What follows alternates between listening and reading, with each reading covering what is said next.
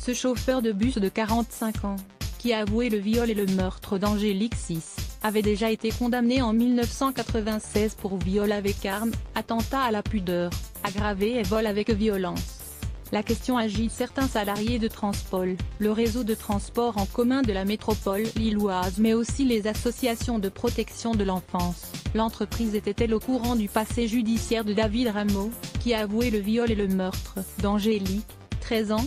Comment se fait-il qu'il ait pu rentrer?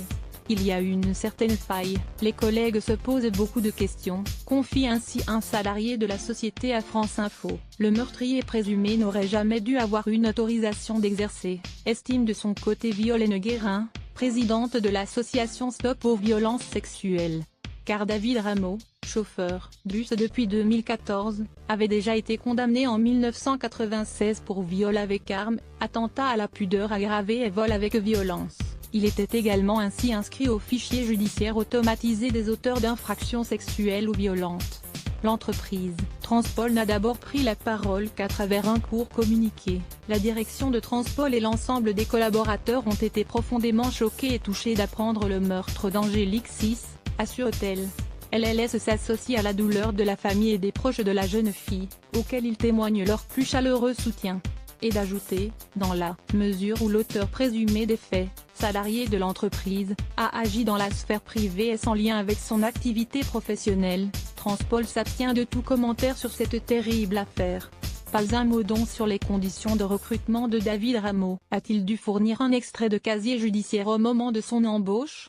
La métropole lilloise rappelle à France Info qu'il n'existe pas d'obligation légale pour Transpol, dans le cadre de l'embauche d'un collaborateur, de demander un extrait de casier judiciaire. Auprès de La Voix du Nord, certains salariés rappellent cependant que ce document a, par le passé, été exigé. À l'époque, pour entrer à Transpol, il fallait montrer patte blanche. Il y avait même une enquête de moralité, explique Patrick Landry, secrétaire du syndicat Sud chez Transpol, entré en 1999 dans la société.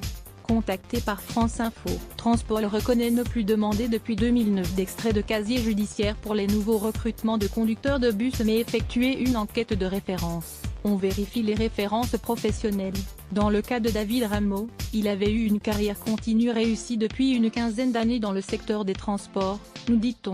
Transpol n'était pas au courant du passé judiciaire de cette personne. Transpolé à France Info depuis 2014, David Rameau avait également démontré une conduite professionnelle et une qualité de service régulière, conforme aux attentes de l'entreprise.